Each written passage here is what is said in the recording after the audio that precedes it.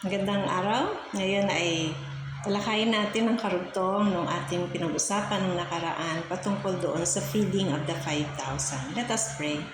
Heavenly Father, I would like to thank you once again for this is the day that you have made for us. As we study your words, may your anointing be upon your servant, and let the listeners learn from you and get the message from you, O Lord God. Thank you, Lord. In Jesus' name, Amen. Okay, ituloy natin yung nakaraan. Napag-usapan natin na mayroong 5,000 kalalakihan at may mga kasamang kababaihan at mga anak na maaring umabot sa 15,000 ang pinakain ni Jesus. Pero bago sila pakainin ay medyo nagkaroon ng pagdududa sa kanyang mga disciple at sinabi nga ni Jesus na paupuin sila sa madamong lugar at ibinigay naman ng isang batang lalaki ang 5 tinapay at 2 isda. Ano nga ba ang nangyari na sumunod dito? Ang nais ng Diyos doon sa una nating napag-usapan ay tayong mamahinga sa piling ng Diyos at hayaan ng Diyos ang kumilos sa ating sitwasyon kahit meron tayong mga problema sa buhay. Sapagkat ang nais ng Diyos ay sumama tayo sa Kanya sa pagsagot sa ating panalangin ayon sa Kanyang kalooban. Basahin natin yung sinasabi sa Juan chapter 6 verses 11 to 13. Kinuha ni Jesus ang tinapay at matapos magpasalamat sa Diyos ay pinamahagi iyon sa mga taong nakaupo. Nakita natin dito, no? Jesus prayed for the 5 loaves of bread and 2 fishes para maging sapat ito sa mga tao. Ipinagpasalamat ito ni Jesus. Ibig sabihin, hindi actually pinanalangin ng Diyos na dumami ito, kundi ipinagpasalamat ito ng Diyos na mayroong provision na 5 tinapay at 2 isda. Sa buhay natin, napakahalaga yung kung ano ang meron sa atin ay ipagpasalamat natin.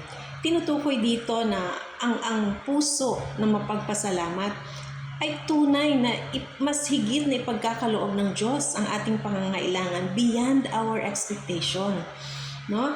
Sabi dito, pinamahagi iyon sa mga taong nakaupo, gayon din ang ginawa niya sa mga isda, nakakain ang lahat at nabusog. Sa verse 11, pinakita rito na ang lahat ay nakakain. Kung merong 15,000 at nabusog sila, ang provision ng Lord is more than what they were expecting. Sa verse 12, sabi, nang makakain ng mga tao, sinabi ni Jesus, sa mga alagad, ipunin ninyo ang lumabis ng di masayang. Tingnan nyo, no? Sobra-sobra pa ang naging provision ng Diyos. Ang ginawa lamang ng Panginoon ay ipinanalangin ito at ang laman ng kanyang panalangin ay pagpapasalamat. Sa buhay natin, mahalaga na ang laman ng ating puso ay pagpapasalamat kaysa puro reklamo. Dahil naniniwala ako na ang pusong mapagpasalamat ay punong-puno ng kagalakan dyan sa kanyang puso na kung saan ay ikinagagalak din ito ng Diyos. Dahil sa kagalakan ng Diyos, naniniwala rin ako na tayo ay mas papaboran pagdating doon sa ating mga panalangin. Kasi ang hinihiling natin ay ayon sa kalooban ng Diyos. Kalooban ng Diyos ay provide ang ating pangailangan. Pero nais ng Diyos na tayo ay maging mapagpasalamat. Kung si Jesus nga nagpasalamat doon sa kakarampot na 5 pirasong tinapay at 2 isda, at dahil dito ay napakain niya ang 15,000 tao, tayo pa kaya na mga anak niya hindi ipoprovide ng Diyos ang ating pangangailangan sa araw-araw? Sabi din dito sa verse 13, ganoon nga ang ginawa nila at nakapuno sila ng 12 kain mula sa 5 tinapay na sebada. Biruin nyo, no? 12 basket pa ang pinaglagyan ng mga sobra-sobrang tinapay. Sa buhay natin, kadalasan sa pagising natin sa umaga, daman na natin kung ano ang meron, kung ano ang problema. Subukan mo kaya, kaibigan, na pagising mo sa umaga, ang una mong gawin ay magpasalamat sa Panginoon at makikita mo kung anong klaseng pagbabago ang mangyayari sa iyong buhay. Hindi lamang yung maaliwalas na pag-iisip, dahil sa maaliwalas na pag-iisip, magriresulta ito ng maaliwalas na aksyon at mas malinaw na direksyon ng ating buhay.